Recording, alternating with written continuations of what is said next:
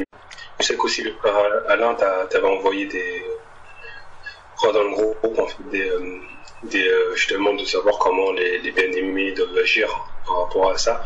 Moi j'avais juste un passage qui m'est venu à l'esprit le frère lorsqu'il a parlé de comment faire le fait d'être invité dans 2 Timothée chapitre 4.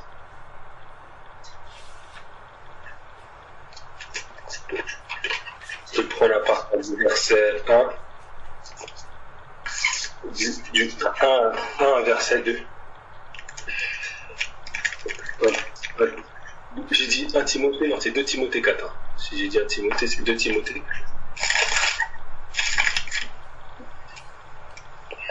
Donc 2 Timothée 4, verset 1 à 2.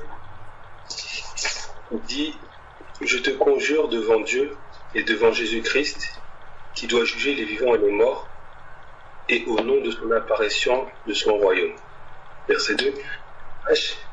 La parole, insiste en toute occasion, favorable ou non, reprend, censure, exhorte, avec toute douceur et en instruisant.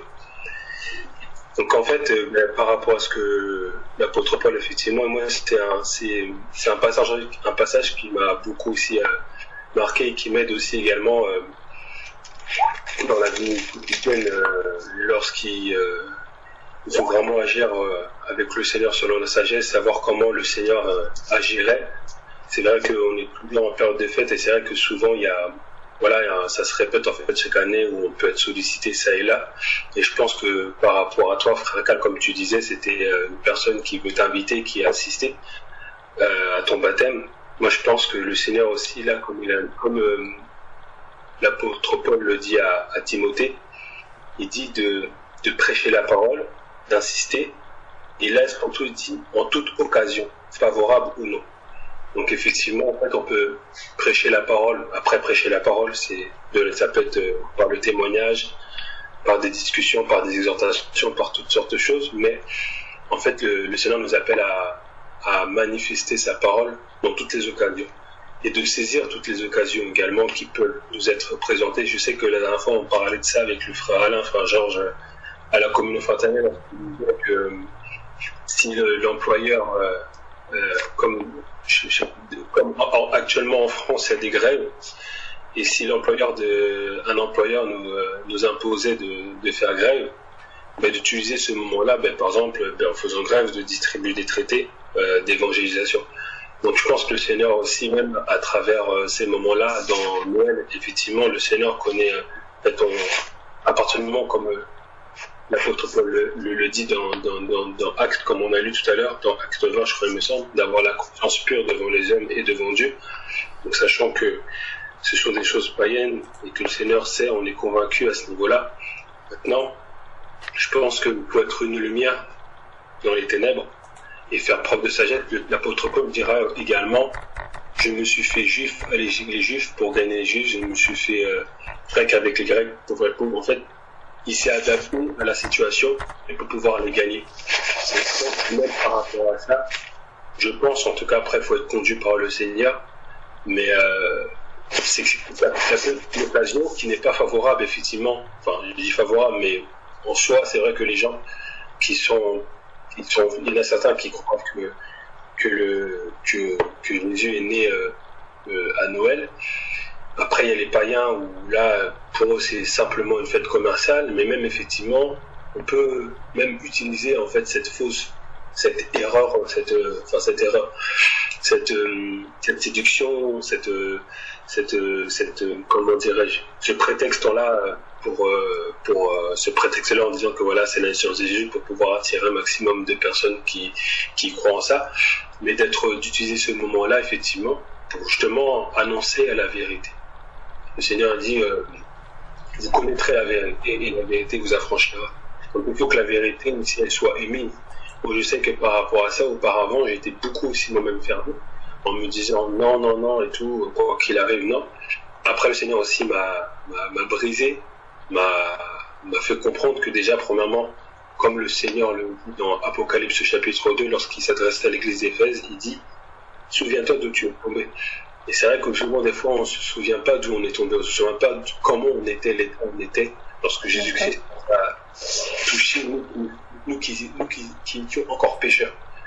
Donc c'est étant dans le péché, esclave du péché, que le Seigneur en fait nous a rachetés, nous a pris. Donc je pense que c'est important aussi d'avoir manifesté en fait des entrailles d'amour, comme le Seigneur en fait l'a eu pour nous, l'a toujours pour nous, de le manifester également pour les personnes qui ne sont pas éclairées dans quels que soient les domaines en fait. Après c'est sûr qu'il faut prier, il faut demander le Seigneur la sagesse. Parce qu'il y en a certains, par exemple, Noël, je connais des personnes que c'était quelque chose qui était tellement fort pour eux qu'ils veulent vraiment s'en débarrasser. Mais je pense qu'il faut, voilà, il faut d'autant plus, comme tu as expliqué, frère, en disant que voilà, je sais pas si la personne qui assiste à ton baptême est convertie ou pas, je sais pas.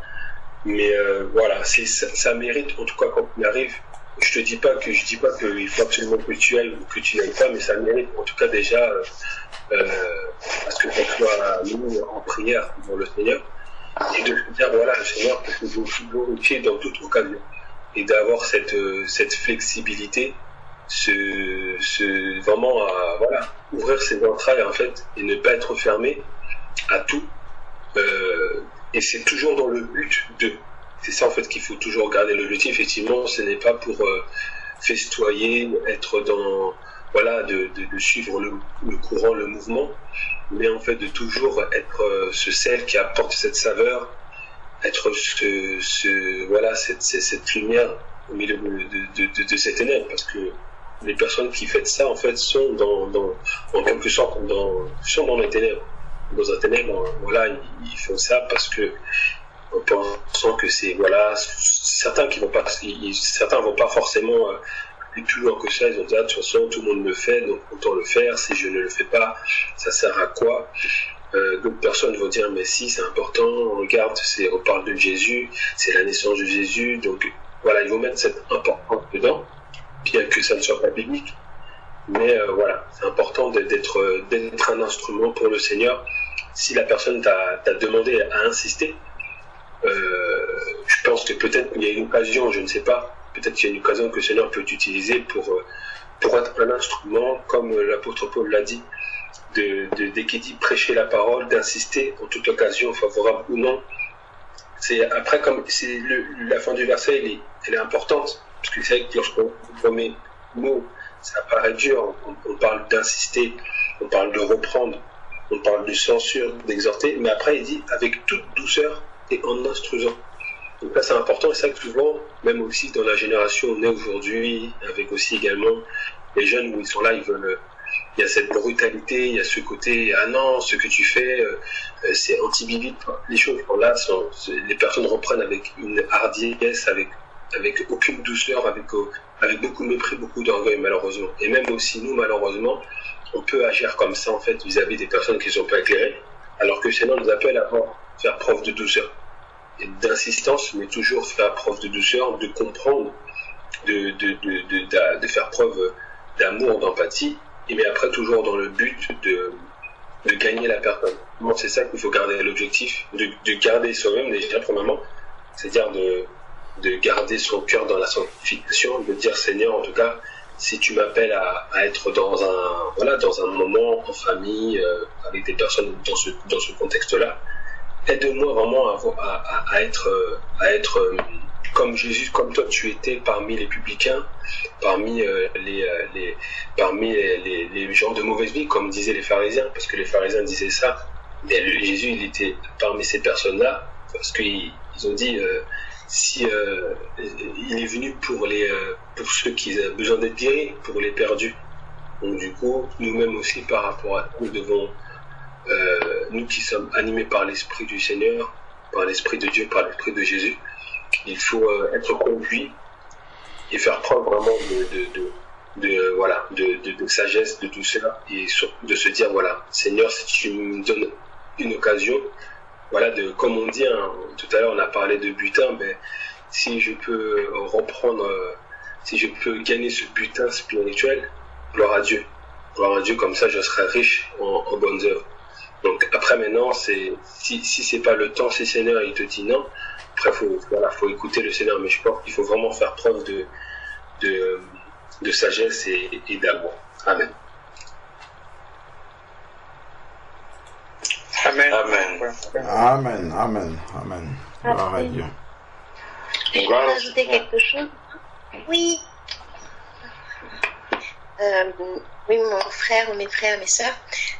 Moi, en plus du 25 décembre, malheureusement, c'est le jour de ma naissance. Ce qui fait que moi, en fait, il y a plusieurs membres de ma famille qui vont se déplacer. Il y a mon frère aîné, par exemple, qui habite en Angleterre, qui va venir spécialement pour fêter Noël et puis, bien évidemment, pour fêter mon anniversaire. Mais moi, j'ai l'intention de ne rien faire. Mais je peux pas décemment leur dire non, ne venez pas, ils veulent faire le trajet pour venir me voir. Donc j'ai pas d'autre choix que de les accueillir dans l'amour, de leur préparer à manger. Mais bon, moi j'ai déjà prévu que tout au long de la journée, ils n'entendront que des louanges dans la maison. Je prévois d'acheter éventuellement des calendriers avec des petites paroles, des versets bibliques, des choses comme ça en fait, de leur donner en présent. Un petit cadeau, pas forcément pour que, enfin je sais pas comment je vais faire. Est-ce qu'ils vont m'offrir des cadeaux? Bon, je vais forcément les recevoir aussi parce que je vais pas les humilier. Mais vraiment, un petit peu comme d'habitude dans l'amour, je vais leur faire comprendre quels sont mes choix. Quand, par exemple, par rapport aux enfants, il n'y a pas de sapin de Noël chez moi, il n'y a pas de cadeau, il n'y a pas de croyance en le Père Noël et tout ça.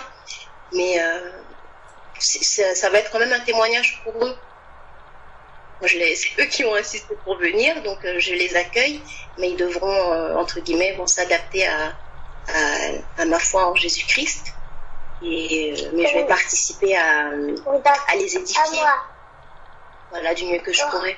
C'était juste ça, c'était un petit partage. À moi, t'as dit. Amen, gloire à Dieu. Gloire au Seigneur. Amen. Amen. Je vais cet après-midi, la semaine dernière, j'ai eu un message de mon époux. J'étais pas au courant qu'il y avait la chorale de l'école des enfants qui devait chanter, donc ils devaient s'habiller, se déguiser en Père Noël, de vêtements rouges avec un bonnet sur la tête. Et voilà, il sait très bien que pour moi, cette fête-là, c'est... Déjà, avant d'être vraiment convertie, je ne la fêtais pas, je la faisais plus pour lui faire plaisir. Et encore plus depuis que je connais Dieu, voilà, à la maison, les enfants savent que je ne la fête pas, je leur ai passé souvent, peut-être même un peu trop des émissions en boucle par rapport à cela. Mais quand son message est arrivé, voilà, j'ai présenté la situation à l'Éternel. Je lui ai dit en plus, mon conjoint a mis dans le SMS qu'il aimerait beaucoup voir les enfants. Il aimerait que je lui dise si j'allais y amener les enfants parce qu'il aimerait beaucoup les voir. Donc je ne savais pas trop quoi lui répondre. Et puis j'ai présenté la situation à Dieu. Et en fait, voilà, si j'avais pas eu les enfants cette semaine, c'est lui qui les aurait eu. Donc les enfants y auraient été quand même. Et puis les enfants se sont préparés. Donc j'ai dit à l'Éternel, que la décision vienne de la bouche des enfants, parce qu'ils savent ce que j'en pense. S'ils veulent y aller, je vais pas être un fait de scandale pour eux, sachant que leur père est et finalement j'ai appelé les enfants. Ils m'ont dit, c'est comme tu veux, maman. J'ai dit, non. Ce que votre papa lui veut, il veut venir vous voir et vous, voilà, vous êtes préparés. Qu'est-ce que vous voulez faire? Ils m'ont dit, nous on veut y aller. Et puis finalement on y est allé, donc voilà, gloire à Dieu. Je pense que c'est effectivement ça, ne pas être un objet de scandale.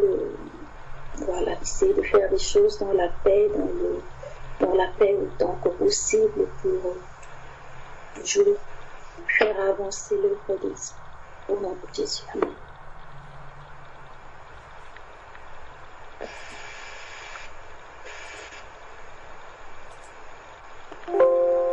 Amen.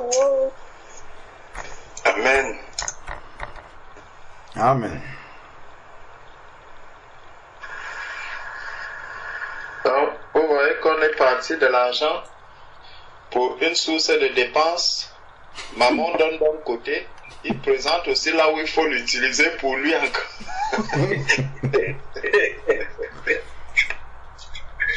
Ah, c'est terrible.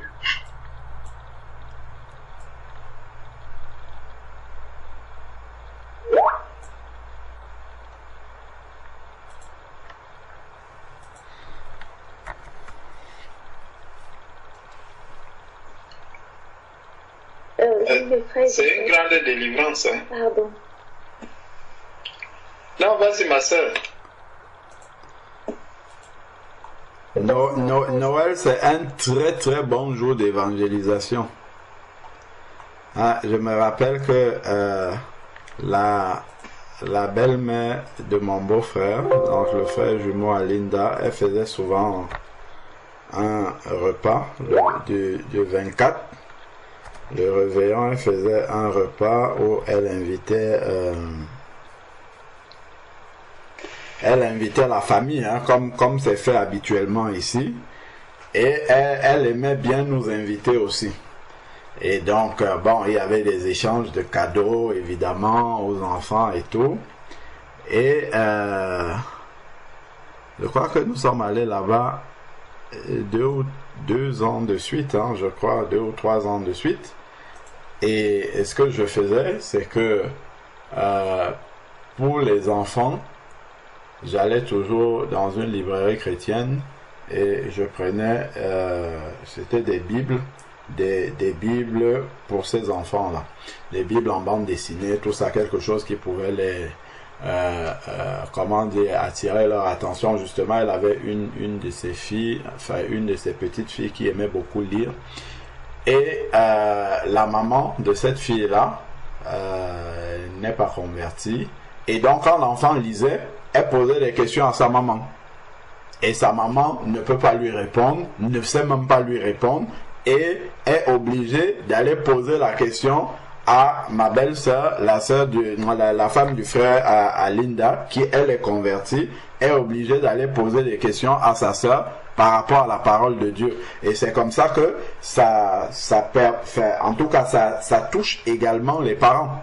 Alors que c'est un présent qui a été offert, mais pas dans l'esprit du monde. En fait, c'est une évangélisation que je suis en train de faire en utilisant ce canal-là. Et quand j'allais dans ces réveillons-là, j'allais toujours avec les traités d'évangélisation pour toute la famille. Donc, c'est des ouvertures que le Seigneur nous donne pour pouvoir évangéliser en douceur, puisque en plus, il se trompe peut-être que Jésus est né le 25 décembre, mais bon, ils peuvent quand même, lui être reconnaissant de leur donner un jour férié, de leur donner un jour de pouvoir se retrouver avec leur famille. Dans ce jour-là, au moins, ils ne vont pas rejeter Jésus-Christ, au moins d'écouter parler de lui, et donc ça nous donne une occasion de pouvoir parler. Voilà, puisque le but pour le Seigneur n'est plus à regarder si on croit, si on n'y croit pas, il sait déjà qu'on n'y croit pas. Maintenant, c'est de voir comment est-ce que nous pouvons utiliser cela, comme le frère Sébastien disait, pour gagner les âmes. C'est tout ce que nous on a à faire. C'est de voir, puisque nous sommes là dans le monde, nous savons déjà qu'il n'y a rien de juste dans ce monde-ci. Donc, on utilise simplement toutes ces occasions-là pour pouvoir amener les âmes au Seigneur. C'est ça le plus important. Amen. Amen. Amen. Amen.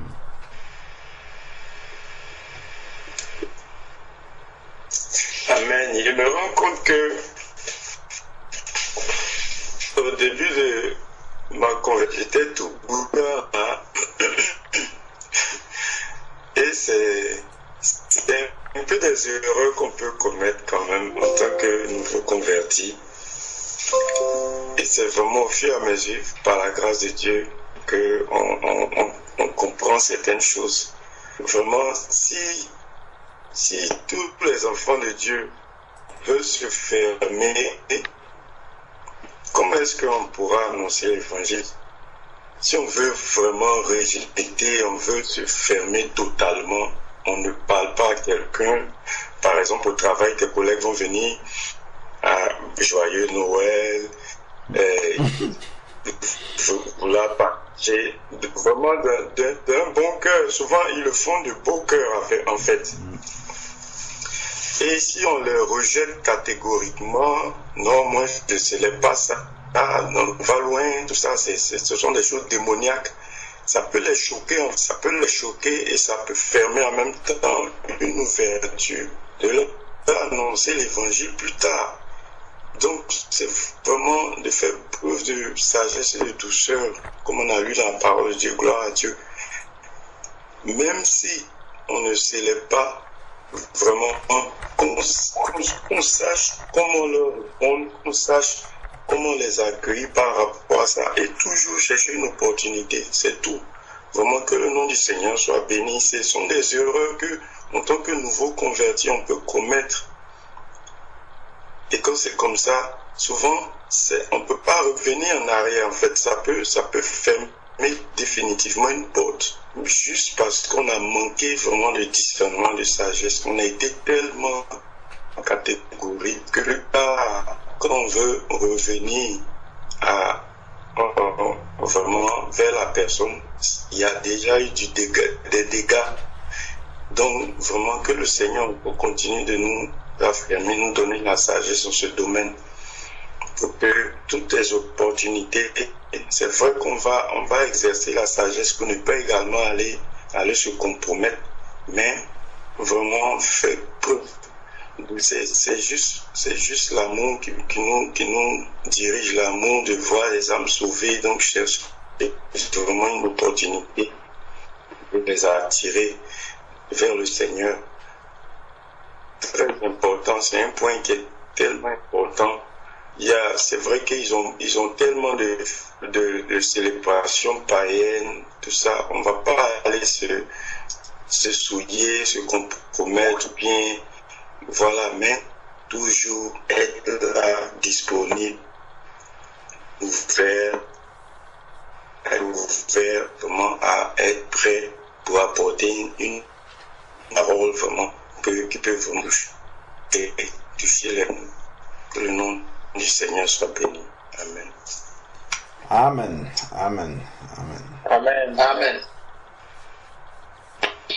C'est vrai que là, justement, dans un des messages qu'on partageait concernant les fêtes, l'attitude, les fêtes que le chrétien ne célèbre pas, il y a un passage que le Seigneur nous avait donné.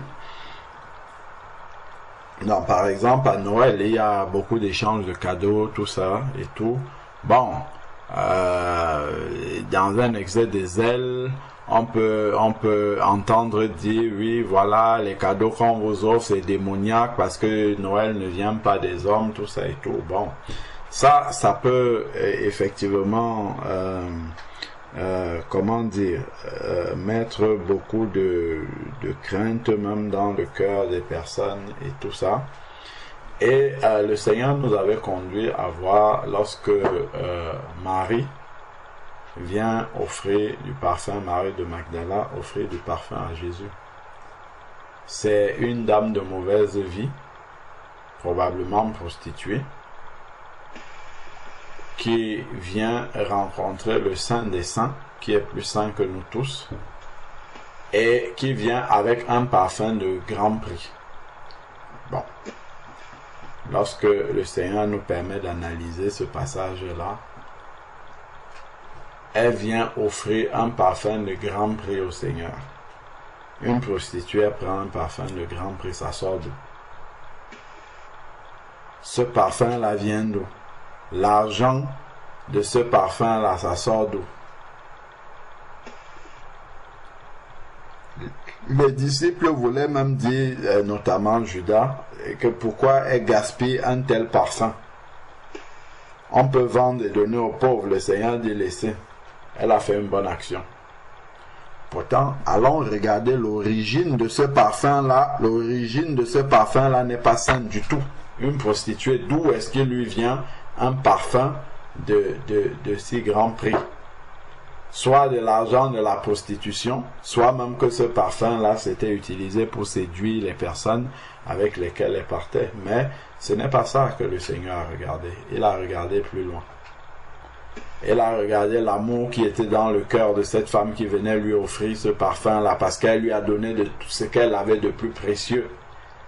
Et le Seigneur a même fait une prophétie en disant que partout où la parole de Dieu sera annoncée dans le monde entier, on racontera en souvenir de cette femme ce qu'elle a fait.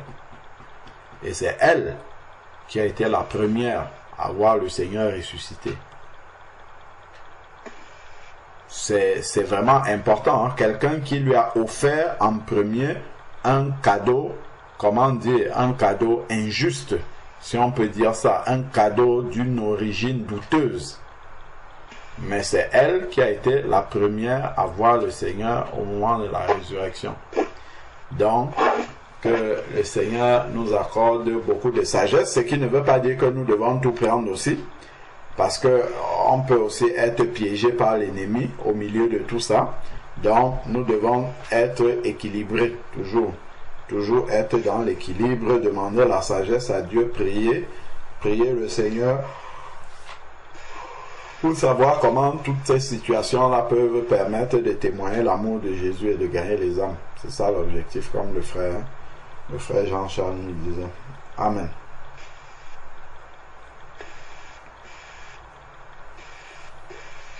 Amen.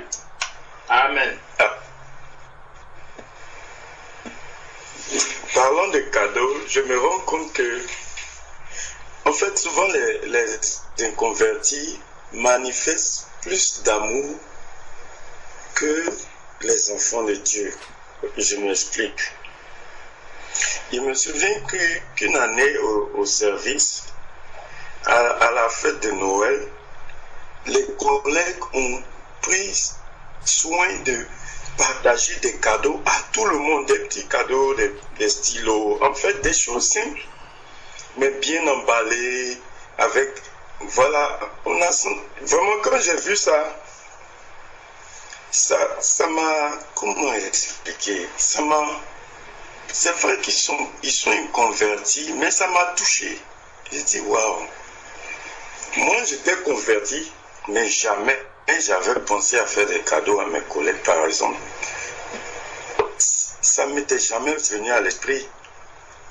Et j'ai vu là que les inconvertis ont posé à l'occasion de la fête de Noël, et ça m'a interpellé en fait.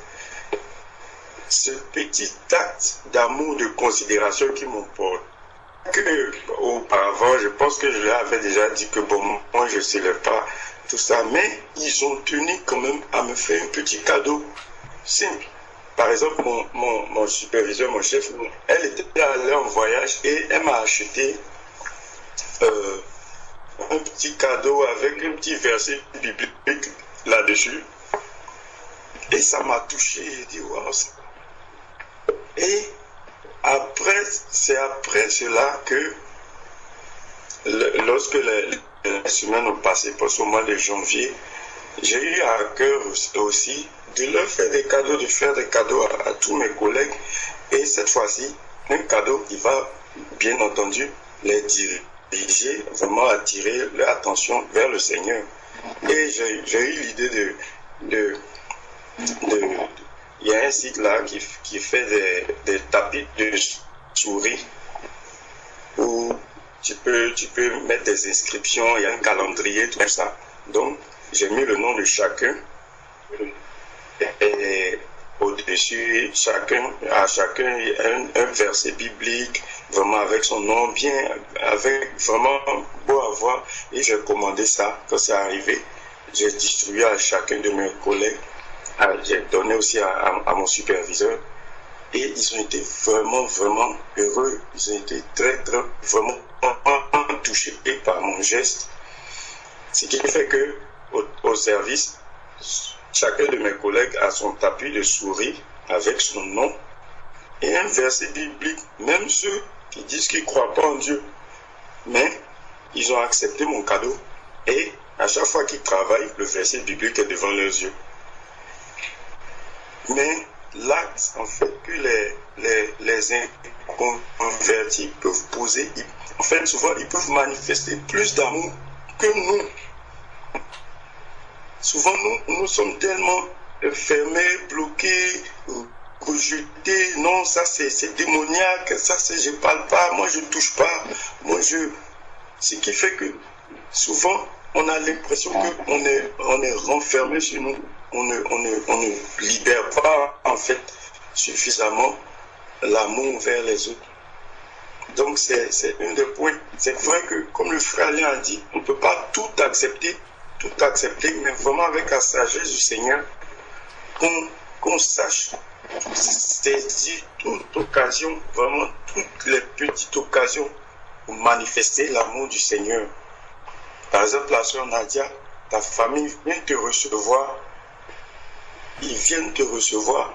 Moi, que le Seigneur te donne beaucoup de sagesse par rapport à comment gérer cette situation-là, afin que son nom soit glorifié, que ce soit vraiment une opportunité de montrer l'amour du Seigneur.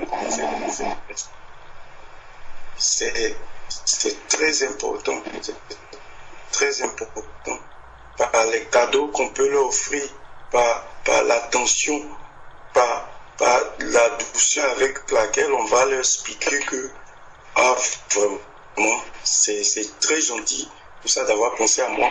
Voilà un peu mon orientation, voici ma compréhension par rapport à ma marche avec le Seigneur. Merci, c'est que tu dis la parole de Dieu. Et vraiment avec toute douceur, on va leur expliquer cela, soutenu par la prière, de prière.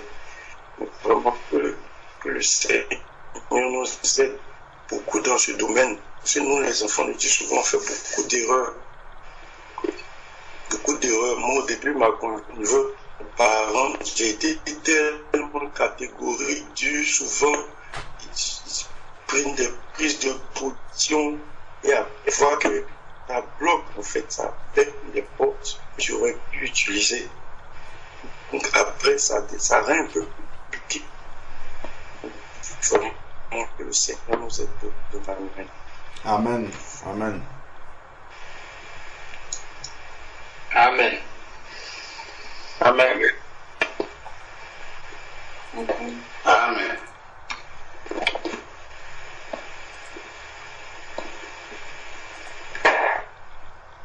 Et je me demande aussi si ça ne rejoint pas toutes ces bonnes œuvres que Dieu a préparées d'avance pour nous.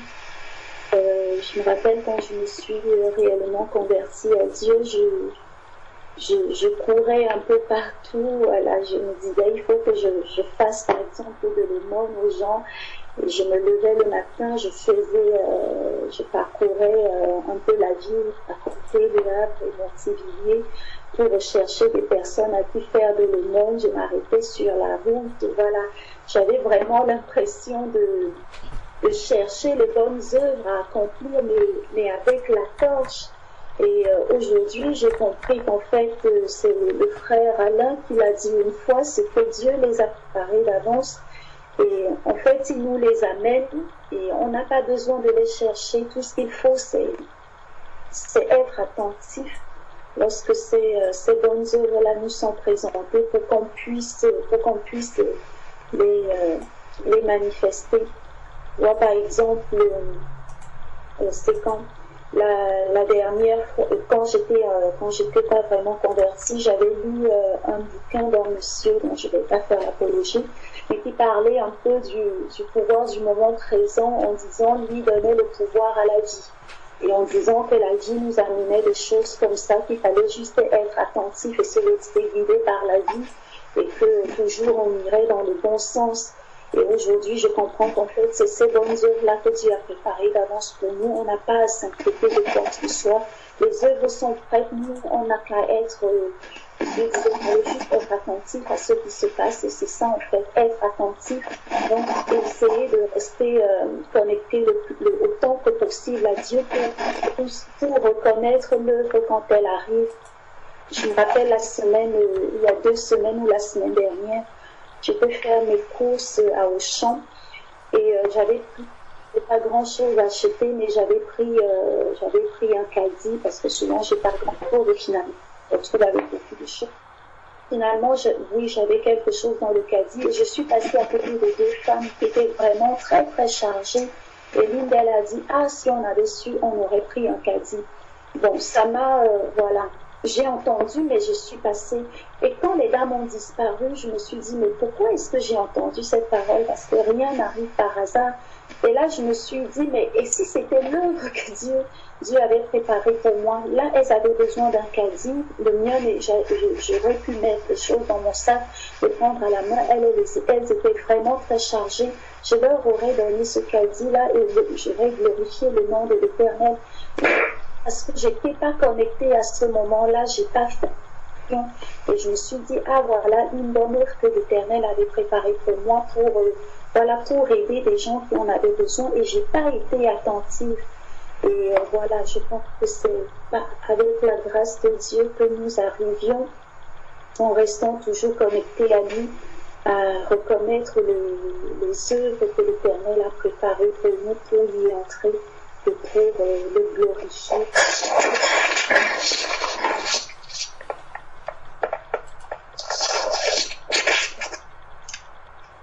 Amen. Amen. Amen. Gloire à Dieu. Amen.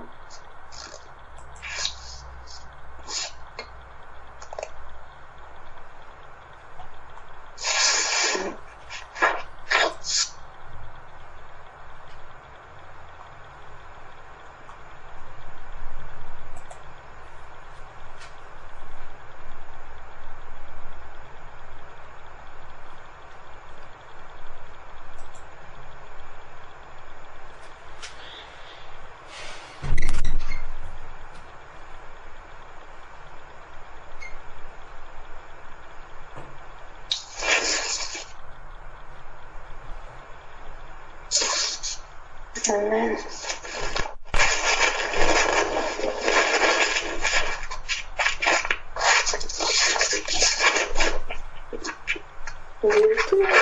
Amen.